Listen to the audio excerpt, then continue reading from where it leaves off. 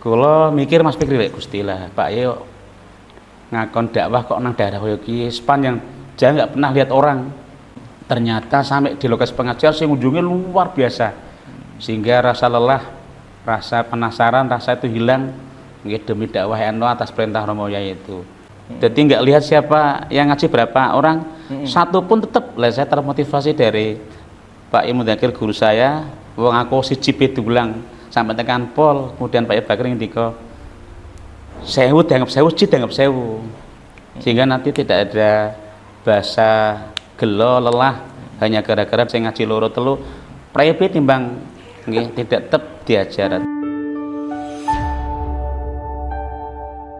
Assalamualaikum warahmatullahi wabarakatuh, pemirsa. Kembali lagi dengan saya dan Ketua LDNO PCNO Kabupaten Pekalongan yang tadinya cuman satu episode, cuman sekali bincang-bincang, sekali obrolan, sekali podcast.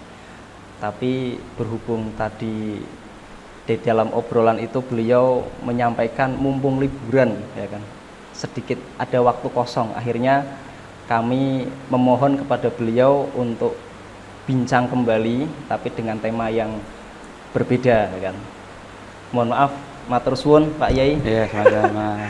Agak sedikit memaksa ini, tapi mumpung dalam waktu yang agak senggang gitu kan. Lah, tema kali ini membahas tentang dakwah yang dilakukan oleh LDNO Kabupaten Pekalongan, ya kan.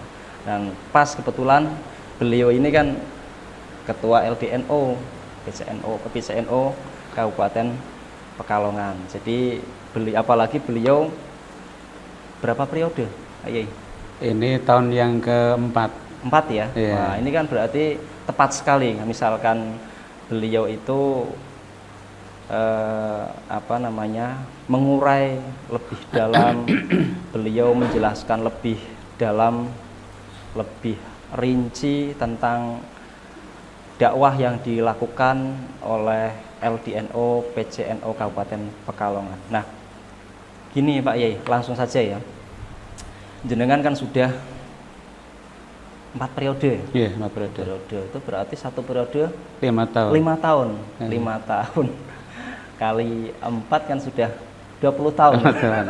Jadi ini kan media media yang dilakukan oleh LDNO dalam hal berdakwah itu kan dari zaman puluhan tahun yang lalu hingga sekarang ini kan kemajuan zaman teknologi. Lah ini dakwah yang dilakukan oleh LDNO itu pada zaman dulu seperti apa? Yeah. Atau gini, mungkin jenengan bisa menjelaskan LDNO itu apa sih? Seperti itu. Begini Mas Fikri, calon dokter ini, dosen UIN Gusdur Pekalongan. Betul nanti yang tadi dengan ngendika, saya menjadi ketua lembaga dakwah ini memasuki tahun keempat. Jadi periode keempat ya. Tahun keempat ya, 4 periode ya. Sesuai dengan kesepakatan teman-teman pengurus cabang lembaga dakwah dulu saat generasi pertama zaman Mas Kaji Mas Luri, Mas Sukron, Mas Lutfi Hamdani itu kami sengaja melaksanakan program tapi atas petunjuk dari Hadratus Syekh Mbah Taufik. Jadi dulu betul-betul lembaga dakwah itu dipantau langsung oleh Pak Taufik, program-programnya pun juga atas restu beliau. Beliau penasehatnya. Iya. Masuk di jajarannya enggak, tapi beliau memang kami pandang karena beliau yang terjun langsung di lapangan. Jadi sehingga kami membuat beliau sebagai rujukan utama dalam salah program. Ya, termasuk kami pernah diuji beliau, programnya lucu. Kami disuruh ke Banjarsari Talun. Pertama itu di bel, Pak Safek ada waktu enggak malam ini? Kalau ada waktu jangan ke Banjarsari Talun. Waktu itu saya taunya mungkin pengajian umum atau mungkin rutinan. Ya datang sendiri naik roda 2 sampai ke Banjarsari. Ijen itu. Pendekar. Isi roda 6, isi rasa terus antepan kan. Nggih pakai atribut kebesaran kiai ya pakai serban. Masuk ke Banjarsari ternyata saya taunya pengajian. Lah kok di balai desa rame banget. Nggih. Apa sih? Ternyata ada warga Nahdliyin yang waktu itu malah jadi tukang adzan masjid jami, pindah ke aliran kepercayaan itu loh. Islam garingan itu kan. Lah kami sengaja mungkin didu karo Pak Taufik kon debat terbuka bersama masyarakat di balai desa Banjarsari bersama orang yang pindah ke kepercayaan itu. Didu gimana nih maksudnya? Ya debat terbuka. Lah ya bukan konotasi negatif ya. Bukan, debat ya, terbuka. Nggih, jadi makanya saya tanyakan biar tidak salah paham. Iya. Gitu. Debat terbuka di depan masyarakat Mas itu. Itu pernah. Lah akhirnya dari fatwa itu kami membuat planning ke depan niki programnya kudune ya terjun di masyarakat. Maka waktu itu beliau nunjuk utamanya Petung waktu itu, Petung. Daerah binaan Petung dari mulai Kasimpar, Cokrawati, nggih, sampai ke wilayah Tlogoendro waktu itu. Malah ada pengalaman menarik di Tlogoendro. Kami membawa mobil PC yang Cherry itu nomor 26 itu polisi bersama Pak Kiai Haji Imronuddin Sukri almarhum sama Pak Kiai Abdul Aziz lebih Simbang Kulon sampai ke kecamatan dipindah pakai duplak jari Mas Banser dilempar. Pak Yai kalau pakai jari nggak bisa sampai ke Tlogoendro, harus pindah dibarengi sama beberapa orang Banser bagian mburi nggo antep-antep itu. Kula mikir Mas Fikri Gusti lah Pak Yai ngakon dakwah kok nang daerah koyo ki sepanjang jangan nggak pernah lihat orang karena tengah-tengah alas ya. Itu puluhan tahun yang lalu. Iya, tahun yang lalu. Sekarang aja kan Petung sepi kan. Nggak ketemu orang belas kan? itu. Apalagi dulu kan. Ternyata sampai di lokasi pengajian sing ujungnya luar biasa. Sehingga rasa lelah, rasa penasaran, rasa itu hilang demi dakwah NU atas perintah Romo Yai itu. Itu akhirnya Petung jadi daerah binaan pertama kami 5 tahun ke depan di sana. Itu. Kemudian ditambah dengan Lebak Barang sampai sana Timbang Sari sampai Depok Mas. Itu sampai Depok itu malah kula senengnya apa mriku niku badhe ngaji disuguh legen sing menteh niku.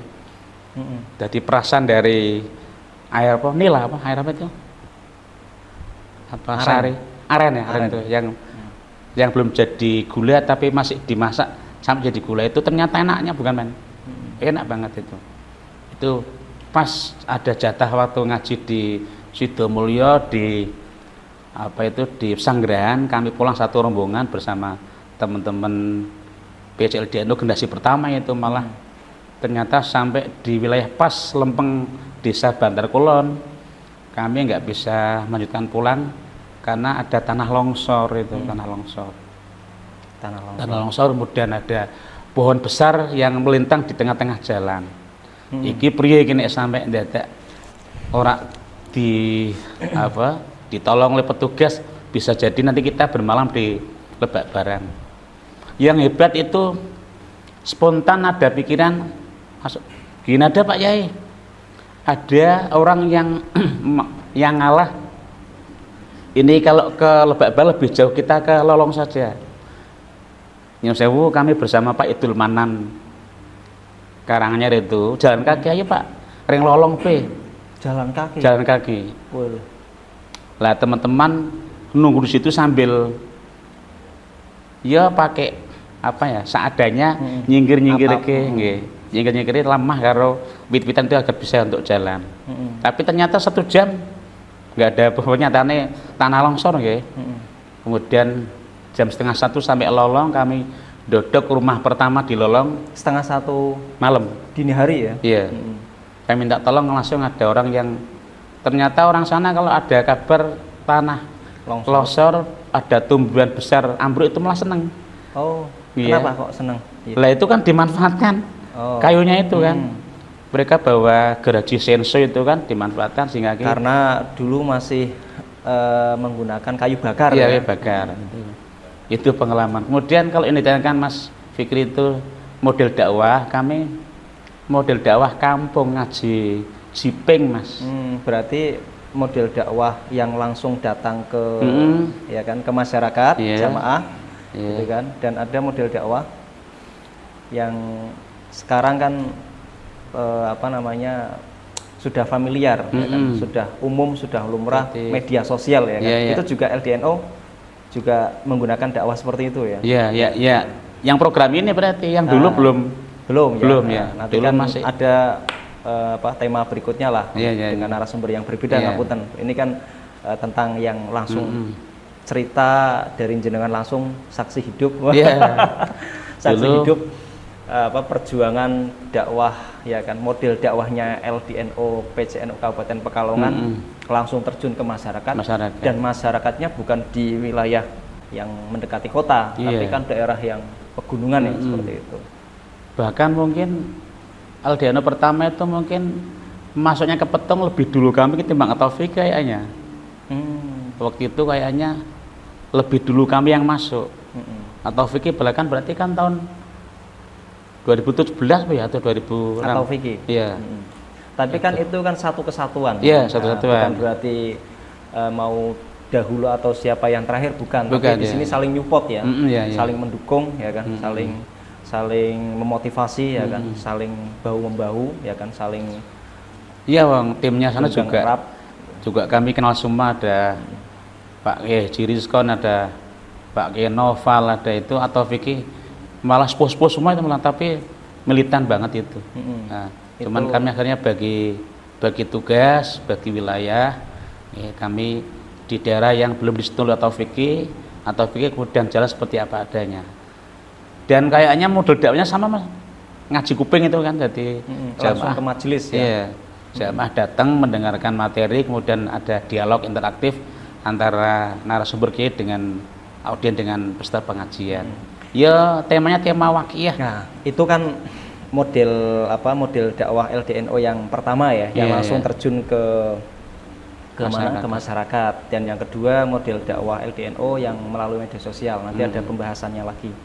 Nah, berarti sekarang ini kan sudah kemajuan zaman, ya. Sudah kemajuan zaman. Masih penting nggak ketika saat model dakwah LDNO seperti itu masih digunakan? Misalkan, wah sekarang kemajuan zaman cukup media sosial lah, misalkan live atau dan sebagainya, misalkan apa istilahnya udah dakwah secara langsung nggak usah gitu kan, atau tetap masih tetap gitu kan? Menurut jenengan bagaimana, Pak Yai? 5 tahun pertama tetap kami masih konsisten menggunakan metode itu. Kemudian 5 tahun berikutnya diganti oleh Pak Kiai Sam'ani Profesor Doktor itu 5 tahun. Kemudian 5 tahun yang kedua saat kami itu ternyata masih tetap dipakai. Kami pindah di Seragi dari mulai di wilayah Seragi, di Porodadi, kemudian di mana itu juga sama. Waktu itu masih model ngaji kampung ada. Waktu itu ada tenaga baru Pak Kiai Nasir itu di Seragi juga 5 tahun di sana juga sama. Nah, sekarang masih nggak seperti itu? Ini memasuki yang periode yang keempat langsung terjun ke masyarakat masih. Nyatanya teman-teman masih ya. Petong masih utuh. Dengan kemajuan zaman seperti itu pun metode yang langsung terjun ke masyarakat masih tetap digunakan. Iya, kan. Nah, itu Pak Yai, gambaran singkat tentang LDNO ya, begitu luar biasanya lah. Tantangannya seperti apa sih ketika saat terjun langsung ke masyarakat yang notabene wilayahnya pegunungan? Suka dukanya bagaimana? Iya, sekarang aja misalkan tengah malam ya, di Petong, di alas Petong nih. ya kan, di alas petung tengah malam gitu kan. Iya. Oh, takut ya kan, hewan binatang buas misalkan, Iya, ya kan. iya. Anggere diopahi 10 juta ya kan. Kon ngeralas petung ya jaluk duitnya bae. Maksudnya gimana ini guyon-guyon ya? Saya Maksudnya, dekat dengan Mas Nazar. Mas Nazar itu sopir pribadi atau Taufik, sopir pribadi Pak Ayat Taufik. Ya, kalau beliau tengah malam mau turba ke daerah-daerah binaan, Pak Ayat itu punya wadifah.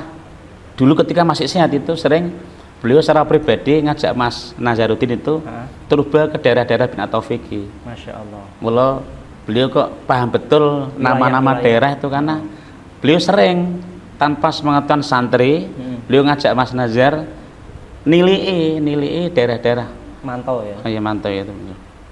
Itu bahasanya Mas Nazar ya cobaannya cok kadang-kadang temu macan, temu serenggi itu kan. Serenggi itu jadi ratu babi kata beliau. Tapi alhamdulillah periode kami selama hampir 20 tahun ini teman-teman belum pernah ono sing kecoba ketemu macan ngeleh, paling temunya paling kera itu paling yang sering begitu. Yang sering ya. Yang sering. Kemudian babi. Oh, Babi hutan ya. babi hutan. Nanti periode yang keberapa kami dapat tugas beliau di daerah Celapar. Celapar niku Karanganyar. Masuknya Karanganyar. Karanganyar Celapar itu. Jadi kan kalau dari arah Karanggundang lurus nanti ada pertigaan, ada plang pondok pesantren Quran itu ke kiri arah ke Gutomo, kemudian kiri itu ada desa Celapar. Karena menurut saya termasuk dekat, jadi panitia musola tak larang Mas nggak usah dijemput wong nyong si enom. Aku tak Waktu dulu. betul dulu. Aku tak mangkat dewi bae ngono kan. Berangkat ba'dal isya awal, ngimami isya di sana pengajar di masjid Celapar itu. Entah putaran yang keberapa kali itu, saya sempat kaget juga. Bali ngaji lah kok mburi gurdu kayak apa sih kan. Ternyata ada rombongan babi Mas Fikri. 10 atau berapa itu ternyata gitu babi. Untung kami ketabrak itu. Itulah sejak itu saya kapok, Mas tolong sesuk dijemput bae. Wedi nek konangan rombongan babi jare orang-orang situ, Pak Yai kalau musim panen tiba itu mesti gangguan yang dalam ditemu babi. Babi numang rombongan Panen apa itu berarti? panen pari. Oh, padi. Jadi saat padi tua itu mereka ngerusak, nggo guling Mas. Nggo guling, Ya, enggak mungkin dimakan, enggak nggak dimakan. dimakan. Nggak nggo guling itu. Mula orang sana biasanya kalau panen tiba itu dong jogo nang tengah-tengah dalan ke dong turu bareng-bareng yaitu karo nggo blarak klopo kae. Barak klopo ternyata kan ngusir babi kata orang sana. Oh. Itu akhirnya yang dijemput sama orang Celapar karena pas pernah kendalanya ketemu rombongan babi itu takutnya nek mangane orang Mas nabrak karena kan rasa belok kae ketabrak babi sak menuk dene gede-gede sak kebu kira wong babi hutan itu di Celapar Sidomulyo. Itu dulu ya Mas. Itu dulu ya. Gitu. Nah, melihat ya kan fenomena atau mendengarkan fenomena dakwah yang luar biasa gitu kan, mungkin jenengan sedikit ingin memberikan motivasi atau pesan-pesan kepada mubalek atau dai yang muda-muda gitu kan, itu apa yang ingin disampaikan? Iya, nek dakwah itu jangan lihat medan, jangan lihat berapa pendengarnya. Saya punya guru Pak Kiai Bakri. Kiai Bakri Simbang Kulon itu. Pak Kiai Bakri Hamzah. Pak Hamzah itu kan prinsip ngajinya kan pengajian ada ngisi rutin nang Celapar Sidomulyo. Sing ngunjungi 1000 ya dianggap 1000, siji dianggap 1000. Oh, jadi untuk memotivasi Iya, diri ya. jadi ojo ndelok pendengarnya pokoknya piro bae diulang. Waktu saya ngaji di Pak Imu Dzakir itu Mas Fikri, Pak Imu Dzakir. Dzakir Menjadi Paging itu. Kalau saya ngaji dhewe, ngaji Fathul Mu'in, ngaji Adkar Nawawi ya, ngaji Tanwirul Qulub itu kadang-kadang saya sendiri diulang sama beliau. Jadi nggak lihat siapa yang ngaji berapa orang, satu pun tetap lah saya termotivasi dari Pak Imu Dzakir guru saya, wong aku siji diulang sampai tekan pol, kemudian Pak Bakri ngendika 1000 dianggap 1000, siji dianggap 1000. Sehingga nanti tidak ada bahasa gelo lelah hanya gara-gara datang dari Buaran ke Lebak Barang sing ngaji loro telu prebe timbang nggih tidak tetap diajar. Maka teman-teman yang sekarang gabung di lembaga dakwah nggih ngarang kita punya apa ya, punya kiai yang bisa buat rujukan. Pak Kiai Bakrian jangan ngetos piyambak wong alumni Simbang, beliau kan luar biasa ikhlasnya, luar biasa didiknya tidak hanya lewat mulut tapi lewat perbuatan, lewat akhlak, lewat Contoh ya, memberikan lewat contoh, lewat perilaku nyata. Dan Pak Ibu Dzakir saya sendiri diajar Mas sampai rampung itu. Jadi kalau ngaji fikih Fathul Mu'in Talaqulub itu sama Pak Ibu Dzakir. Malah sempat tanya Pak Yai, jangan Rois Suriah cabang kota 2 periode. Ketika ada bahasa masail yang kira-kira rada mauquf, tidak bisa dicari jawaban takbirnya, jangan tiba-tiba dawuh nang kitab kayono halamannya bahkan kalimatnya pun Pak Imam Dzakir hafal. Pak Imam Dzakir itu ketika ada masalah kalau tok paling tanya sama adiknya yang wali itu, Mbah Zaini yang nggak pernah keluar rumah itu kan, Mbah Zaini itu sejak pulang kudu dari Pondok Termas sampai situ kan nggak pernah keluar rumah itu. Itu biasanya Mbah Zaini. Tapi kalau beliau masih mampu, nang Buyah ono, nang Fathul Bari ono, halaman bahkan matan takbirnya beliau hafal. Saya tanya, Yai, niku kok sampai pripun kok sampai nyenapal niku? Berarti klotok ya. Nggih. Ternyata Pak Imam Dzakir punya tip bagus Mas. Setiap kitab itu nggih berapa lembar nanti dirangkum, mengandung masalah apa dirangkum. Kalau kitabnya kan kandel sebabnya kan akeh kertas di selipannya itu kan, paham nggih? Iya. Berapa lembar nanti dirangkum masalah, sehingga beliau nampak seperti apa, tapi kan bendina mutolaah weruh takbire, weruh halamannya, bang weruh tulisannya. Udah sehingga ketika Pak Imam Dzakir itu masih saudaranya itu Pak Mas Sadat itu Pak, bisanya itu begitu sehingga beliau nampak seperti hafal Fathul Mu'in, hafal Fathul apa itu i'anah karena rahasianya itu. Dan memang saya tahu betul memang kitabnya kandel-kandel Mas, duduk kandel di sini tapi memang ada selipan kertas rangkuman kertas rangkuman itu saya. Iya, catatan-catatan ya. Iya ya. Nah artinya menyambung tema sebelumnya kan, bahwa dakwah ala Rasulullah kan. Iya iya. Tadi jenengan menjelaskan juga atau bahkan dalam obrolan, dalam bincangan kita itu bahwa Rasulullah itu dakwah versusnya itu kan bukan versus ya, tapi semacam yang dihadapi itu kan orang-orang keras kan, seperti itu. Ya, artinya itu bisa menjadi motivasi dai-dai LDNO ya. Iya iya.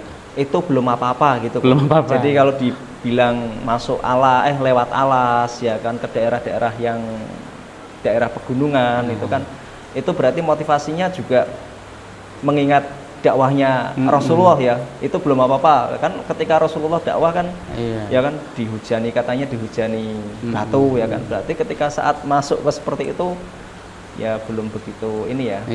Artinya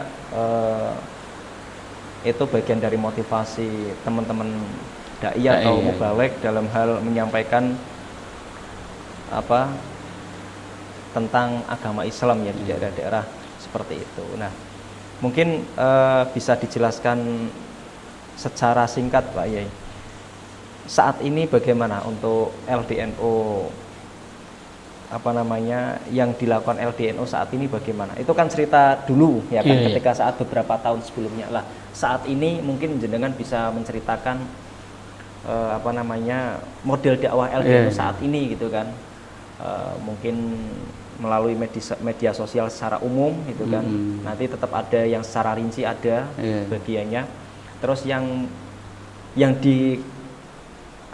ditargeti atau bahkan yang dilakukan LDNO ke desa binaan seperti apa, daerah target.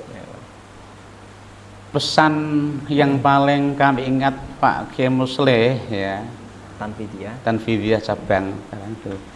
Kenapa harus memasukkan jenengan, masukkan Ki Ma'rufi, masukkan Hadi itu kan? Karena Ki Hadi ya, itu kan itu pesan khusus tuh. Pokoknya Ki Ma'rufi, Gus Hadi kudu mlebu Pak Safik. Nggih. Kenapa?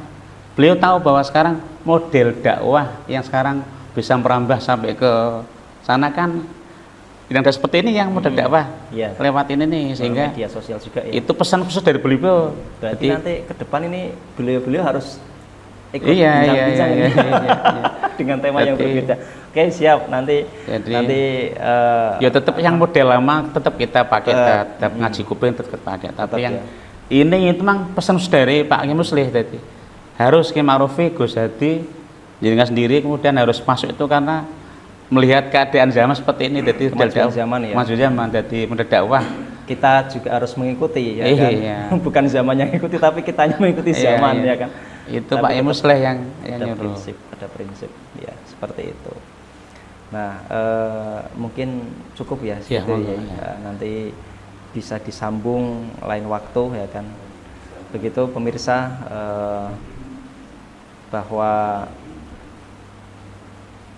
penjelasan beliau luar biasa, kiprah LDNO ya kan, kiprah LDNO, dakwah LDNO ya kan, dakwah yang dilakukan LDNO itu luar biasa sekali gitu kan.